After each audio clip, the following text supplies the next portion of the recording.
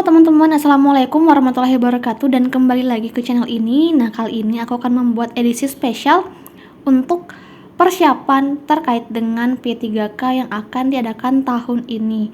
Nah, kali ini aku akan memulai dari latihan untuk soal-soal manajerial. Nah, kali ini aku akan membagi menjadi beberapa part agar videonya tidak terlalu banyak.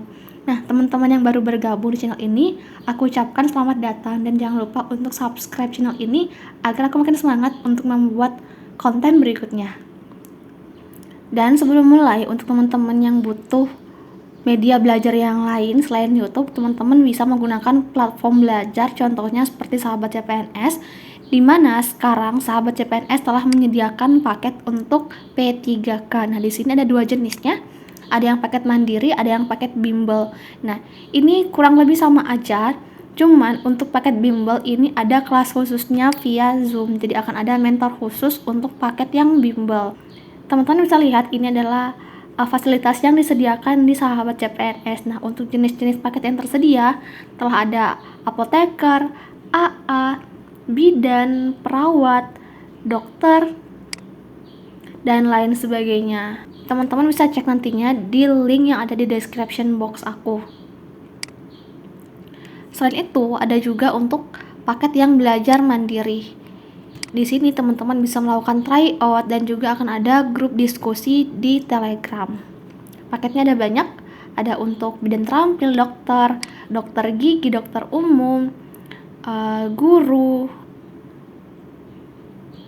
nutrisionis, dan lain sebagainya. Teman-teman bisa cek ya sebentar di link yang aku sertakan di description box. Nah, untuk harga yang lebih murah, teman-teman bisa masukkan kode voucher Sahabat CPNS untuk dapatkan potongan harga. Semoga bermanfaat. Nah, pertama kita mulai dulu untuk membahas terkait dengan regulasi yang mengatur terkait dengan pengadaan pegawai pemerintah dengan perjanjian kerja atau P3K untuk jabatan fungsional. Nah, hal ini diatur dalam Permenpan RB nomor 29 tahun 2021. Nah, di dalam Permenpan tersebut disebutkan bahwa ada 3 jenis dari seleksi kompetensi yang akan diselenggarakan. Yang pertama terkait dengan kompetensi teknis, kemudian ada yang manajerial, dan yang ketiga kompetensi sosial kultural.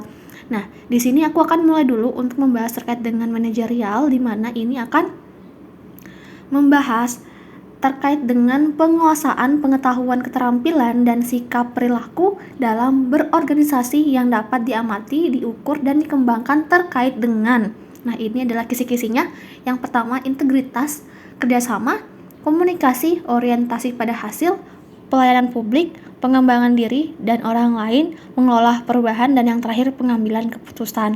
Jadi soal-soalnya ini akan terkait dengan penilaian perilaku seputaran poin-poin ini. Oke, kita mulai. Jadi soal-soal terkait dengan P3K manajerial itu hampir mirip dengan soal-soal TKP ketika tes CPNS. Jadi teman-teman yang udah pernah ikut tes CPNS sebelumnya akan merasa tidak asing dengan soal-soal seperti ini. Oke, dan kita mulai ya. Yang pertama, pekan depan akan ada libur nasional yang jatuh pada hari Selasa. Di kantor Anda sudah menjadi hal biasa untuk melakukan bolos massal di hari Senin dengan alasan Hari Kejepit Nasional. Menurut Anda, yang sebaiknya dilakukan adalah A. Datang setengah hari saja, jika kantor sepi maka tidak melanjutkan kerja dan memutuskan untuk pulang. B. Bertanya pada atasan langsung apakah diizinkan untuk tidak hadir di hari Senin. C. Tetap hadir dan bekerja seperti biasanya. D. Tidak masuk ke kantor karena mayoritas pegawai melakukan hal yang sama. E. Berpura-pura sakit agar memiliki alasan untuk tidak masuk kantor. Nah, teman-teman yang pernah mengikuti video aku sebelumnya terkait dengan TKP, cara aku untuk menjawab soal-soal seperti ini adalah dengan menyeleksi, yaitu mencari 3 jawaban yang paling buruk terlebih dahulu. Oke, yang pertama, datang setengah hari saja, jika kantor sepi, ini pasti salah. Teman-teman langsung coret aja. Kemudian bertanya pada atasan langsung apakah diizinkan untuk tidak hadir di hari Senin. Oke, bisa jadi disimpan dulu. C. Tetap hadir dan bekerja seperti biasanya. Oke, simpan dulu. D. Tidak masuk ke kantor karena mayoritas pegawai. Oke, ini pasti salah. langsung coret aja biar nggak membuang waktu. Dan berpura-pura sakit ini pasti salah, langsung coret aja. Nah, tersisa 2. Kira-kira dari sini teman-teman mempertimbangkan mana yang paling masuk akal dan kaitkan dengan poin-poin yang kisi-kisi yang tadi di Permenpan RB. Menurut teman-teman kira-kira yang mana yang paling tepat? Kalau aku di sini yang paling tepat adalah C. Kenapa? Karena ini ada kaitannya dengan integritas. Integritas seorang pegawai untuk tetap hadir, karena ini merupakan tanggung jawab kita untuk hadir di kantor walaupun itu adalah hari kejepit nasional. Oke, sepakat ya? Nomor 2, Anda akan berangkat mengikuti tes seleksi. Di tengah perjalanan, sepeda motor Anda mengalami pecah ban. Untuk menambal ban butuh waktu 10 menit lebih. Padahal waktu tes tinggal 10 menit lagi. Apa yang Anda lakukan? Nah, teman-teman jawab cepet aja ya, karena kita itu akan dikejar waktu pada saat tes nantinya. A. Saya akan menuntun motor ke bengkel, kemudian mencari ojek dan segera ke lokasi tes, simpan dulu, bisa jadi. B. Saya akan menitipkan motor ke rumah penduduk, kemudian menelpon teman untuk mengantarkan ke lokasi tes, bisa jadi. C. Saya akan menunggu bengkel menambal ban, ini pasti salah, karena waktu menambal aja itu 10 menit lebih. Langsung coret. Jangan dicoret ya layarnya, maksud saya dihapuskan dari opsi gitu loh. D. Saya akan membatalkan ikut tes, ini pasti salah karena membatalkan ikut tes. Langsung hapus dari pilihan. E. Saya akan menitipkan motor ke rumah penduduk kemudian mencari angkot, ini kurang efisien ya, karena untuk menunggu angkot itu cukup memakan waktu, sedangkan ini kita kepepet ya ceritanya. Nah, tersisa 2, kira-kira mana yang menurut teman-teman paling efisien? Nah, kalau menurut aku ya, yang paling efisien itu adalah mencari ojek, karena ojek itu lumayan gampang dicarinya daripada harus menelpon teman yang pasti butuh waktu lagi untuk ke lokasi kita. Dan naik ojek itu bisa lebih efisien karena bisa langsung diantarkan ke lokasi tes, bahkan bisa langsung di depan pintu masuknya. Jadi opsi A itu jauh lebih efisien, dan ini juga berkaitan dengan poin pengambilan keputusan. Jadi opsi A ini jauh lebih efisien. Nomor 3, Anda baru saja mendapatkan pekerjaan di sebuah perusahaan di mana mayoritas karyawannya berlawanan jenis kelamin dengan Anda. Suatu hari atasan Anda menemui Anda dan mengatakan bahwa kehadiran Anda membuat banyak karyawan susah fokus dalam bekerja karena mereka lebih banyak memperhatikan diri Anda dibanding pekerjaan mereka sendiri. Apa yang akan Anda lakukan? A. Tetap bekerja seperti biasa karena kesalahan bukan berada di pihak saya, bisa jadi simpan dulu. B. Menyarankan kepada atasan agar mendisiplinkan para karyawan tersebut. Kurang tepat ya. C. Meminta kepada bagian kepegawaian untuk dipindahkan ke divisi lain, ini juga kurang tepat karena kurang profesional begitu. Minta pindah gara-gara masalah seperti itu. Kemudian D. Mengubah tampilan dan perilaku Anda agar tidak menarik perhatian lawan jenis, ini bisa jadi. E. Sedapat mungkin menyarankan kepada rekan-rekan yang lain agar lebih fokus dalam bekerja, ini susah ya karena tidak semua orang itu bisa kita atur karena karakter setiap orang itu berbeda. Nah, tersisa 2 opsi, A atau D. Menurut teman-teman mana yang lebih berdampak begitu hasilnya?